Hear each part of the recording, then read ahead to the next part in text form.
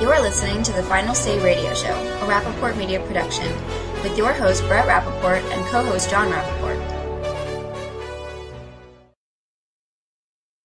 Well, without further ado, I want to introduce our first guest of the program, and it's absolutely a pleasure to have Lieutenant Aviv Regev, who was the Israeli Deputy Platoon Commander, and he's featured in a film, Beneath the Helmet. They have a wonderful website, www.beneaththehelmet.com. So first, welcome to the Final Say Radio Show with Brett and John Rappaport. It's a pleasure to have you, and thank you so much for joining us to discuss, one, your participation in this film, and give us some insight onto what it's like to serve in the IDF or the related forces, but what it's also like to do these things at such a young age and take on such responsibility. So thank you. Thank you for having me today, Bert and John. It's a pleasure to be here with you. For us Israelis, it's a real life-changing experience to enlist into the Army at the age of 18.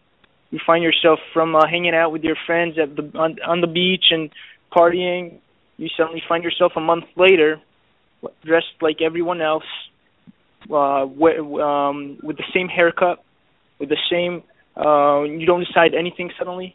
Everything you do is completely not up to you, and it's a really life-changing situation, and that's only the training part. Later on, you have to deal with all the realities and the difficult dilemmas that you face. Well, absolutely. Just to not confuse you, because John and I sound so alike, we'll announce our names so you could try to get our voices, but this is Brett. And John and I had the pleasure to spend almost 3 weeks in Israel last year, and we're going to be going back shortly for another few weeks. But we had the opportunity to meet a lot of these young men and women who were serving in various parts of Israel. And, it really was incredible to see them take on such responsibility, and they were such, interesting people. We of course, as we came to the different places where they were, we brought, some food and things to share with them to help try to make their days more enjoyable. Of course. That's how you buy soldiers. Yes. But we got an opportunity to talk to them and to get to know some of them. And I got to tell you, I was so thoroughly impressed with how mature they were, but that they understood how important the things that they were doing were. And it's a testament to the state of Israel. It really is. It's beautiful to see it in how they captured it in the film. The film Beneath the Helmet is a full-featured documentary that Jerusalem U made during my command, and they were with us literally 8 months of training, even in live exercises with live fire. They'd have cameras in the bushes. You'd suddenly see a camera taking pictures, or in the planes when we were jumping from planes. And it's beautiful to see how they captured that process that 5 teenagers go through and how they mature and develop in the Army. It is interesting. So if we can go a little deeper, as I'm guessing that most of these kids are 17, 18 when they first join. But what's it like for the average person to, I guess, come out of high school or finish their schooling to have to go enter the service? I mean, I know they expect to have to do this, but is it a really life-changing moment of reality change, if you will? I don't know how to. Yeah, well, it's a very personal issue. I mean, each person sees it a bit differently. I myself was in a pre-Army leadership program for a year, so I enlisted at the age of 19. And for me, it was from a deep sense of responsibility, of a feeling of necessity that if I won't protect my family and my people and Jewish people, wherever they may be, then no one else will. And for 18 years, I've been sleeping in my bed peacefully and happily, and now it's my turn to do the same so that other people, other families can live safely.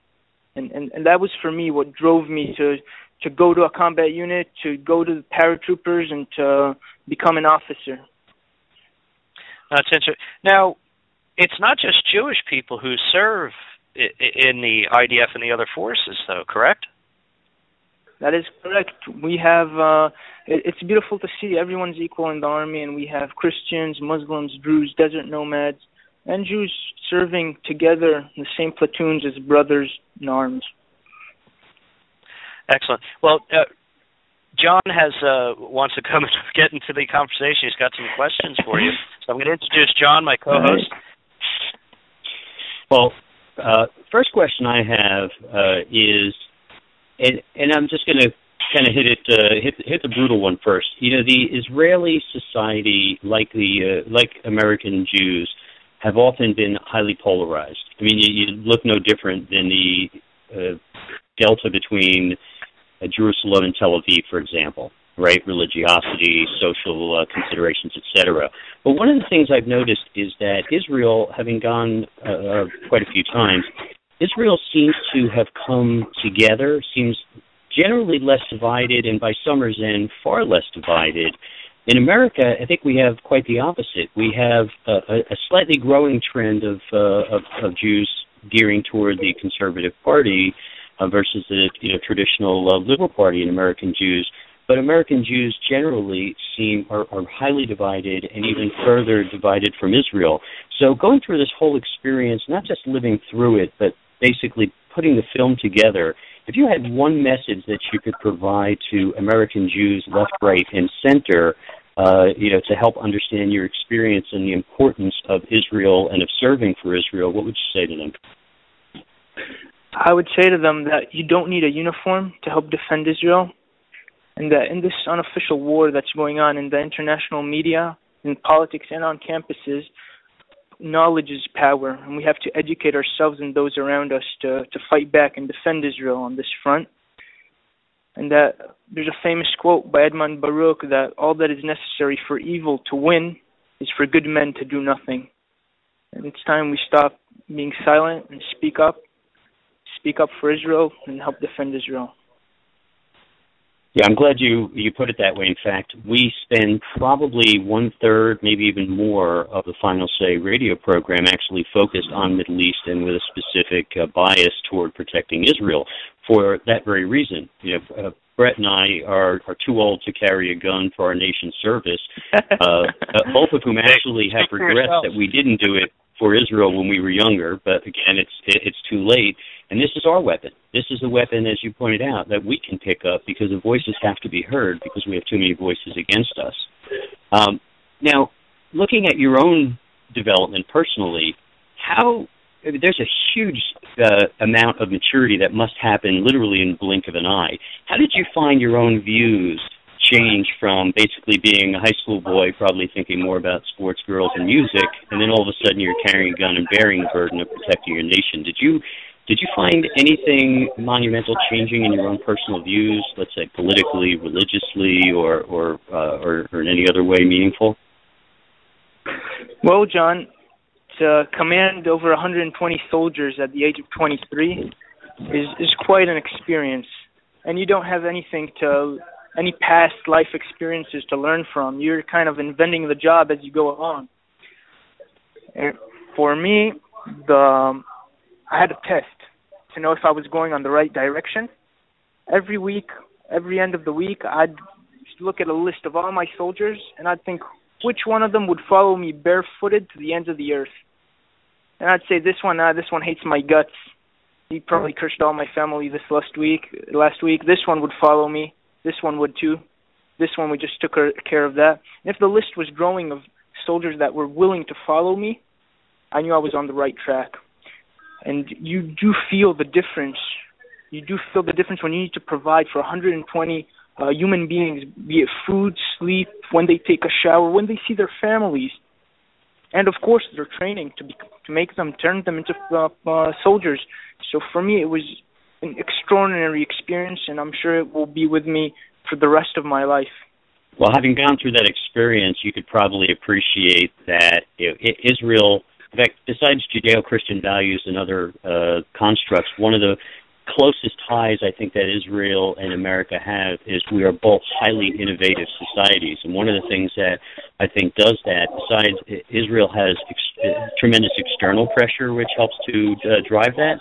But I think one of the unique scenarios you have is because so many, almost everybody in the population has to quickly adapt to learn and use technology and innovate to an ever-changing and ever-evolving enemies literally surrounded by them. So what are your goals afterwards? And have you taken interest in high tech? What are you planning to do in the future? Well, I've actually been accepted to electrical engineering in the Technion University. But because I realized that there's this whole other war going on during my travels after the Army, I decided that I can't sit on the sidelines and watch. And so I decided to postpone my studies and come to the States to talk to students in universities and colleges and Jewish communities to help defend Israel. Because once I realized that I don't need a uniform to do it, I decided to wait a bit with my studies. But I definitely see myself working in electrical engineering and physics. Excellent. Well, I tell you, it is so unbelievably important because the BDS movement, as you know, the very carefully coordinated and globally, essentially orchestrated effort to demarginalize and demonize Israel is actually winning. It's gaining traction, and no matter how much, it doesn't seem to matter what bad things the bad guys do, Israel takes the blame, and we do have to fight that. So kudos to you for that extra effort, and I wish you tremendous success. I'm going to pass you back to Brett now. Thank you, John. Aviv, I have a couple observations. One is, it seems to me that anyone who's served, or not every, but most people who have served in the military have gained, so many valuable tools that they use in their next lives, if you will, from leadership skills to the technical skills, but being able to cooperate and work as a team, as a group, as a unit, and I guess in some ways following directions and in other times giving direction. But I've seen a lot of successful people who have some of those common things that they share. And so when I look at the success in Israel, I actually think that a lot of it has to do with the maturity and some of the valuable experiences that everyone has, or that most people have gained by serving, and not only understanding the importance of the common goal of I'll call it survival, but really working together as a nation. And I think a lot of it has to do with just this innovative technological wave that we've seen come from Israel. And, so that's one thing I'd love for you to comment on. But what you just said also, you feel like you have to take this time out of your life and really, I guess, almost putting your life on hold to do what you think is in the best interest of not just your nation, but to help better serve your friends, your family, and your fellow countrymen. I think that's very interesting because John and I have kind of experienced the same thing in recent years as we see our country and I guess the world heading in a direction that we're not happy with. And we feel like sacrifice has to be made by people to devote time to educating other people on what the issues are, why they're so relevant, and why it's important for us to not only speak up or listen, but to participate. And I don't think we could participate any more than you are right now. Thank you for those kind words. I do feel that Judaism has become much more than a religion in the past century. It's become a global family. And for me, I helped defend the Jewish nation for almost 5 years, and I felt it necessary to also help defend the Jewish people, wherever they may be. And that's why I decided to postpone my studies, even though I've waited already 5 years from high school, to postpone them by another year and do this. And there's a famous quote by that kind of popped into my head while you were speaking, a famous quote by Ruth Weiss, a Yiddish professor in Harvard, that a lie left unchallenged becomes the truth. And we have to challenge those lies. Oh, you're so right. It's like you could say something that's false, repeating it, and it becomes the truth because it's all you hear. And you see that in politics all the time. Exactly. You see campaigns that run on it, and yes, it's propaganda. You have nations that survive off of it, or or factions of people that do. And I think that's a lot of what you face in Israel too. You're surrounded by people who continue to say things that aren't true, and you're left having to deal with it. And so, if I could say anything, you have a lot of friends here in America who are so supportive of Israel, and we do our very best to keep that voice being heard. And I'm glad that these filmmakers took on this project from Jerusalem University. I'm so glad that the IDF and everyone involved was cooperative in allowing this to happen, because I think it's important to really gain an understanding, into what these young people, young men and women go through. And it's interesting, because I think that there's other nations that face similar situations where one day they're going to have turn to a similar type of situation where they're putting so many young people in positions that are so vital. And I think Israel's the model. Yeah, and education is the basis for it here in the States. I think it all has to start with education. That's where we have to hit hard and fight back and not give up. That's the future. Aviv, in closing with you, was there any one particular person that you spoke with or met or served with that left such an impact on you that you'd like to share with us? Just an interesting story or something? Sure. I had a lone soldier from Britain. He was 26 years old. He had a degree in finance, and he nonetheless decided to come to Israel and to enlist to the army, and he did not know a word in Hebrew. And it was so heartwarming to see how being Jewish changed his whole life. And he came to Israel, and he decided to stay in Israel, and it was a really, really amazing experience for me. And through all the hardships of leaving without your family and being with teenagers that are 18 years old, for me it was a very, very emotional connection with him. And on a side note, I had on the other side soldiers from very difficult families that don't have the basic home appliances, if it's a washing machine or a refrigerator or a bed to sleep on, and they'd still go out of their way and do everything they can to come to the army and help serve their country and their nation. That's the beautiful thing about our country, about our army. Yeah, that's excellent. I really appreciate you sharing that with us.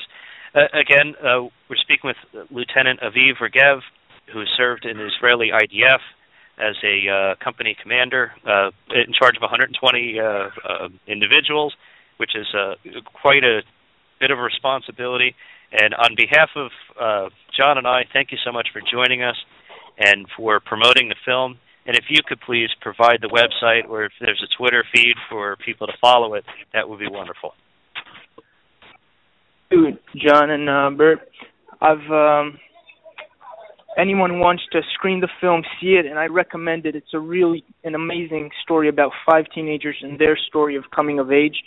Go on the website on www.beneaththehelmet.com and apply for a screening and have it in your community, at your home.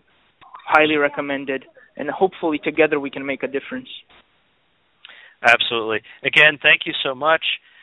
Enjoy your travels and your time that you spend here in the United States.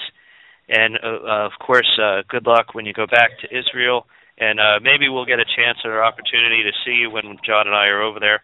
But thanks again. That'd be wonderful. Thank you for having me.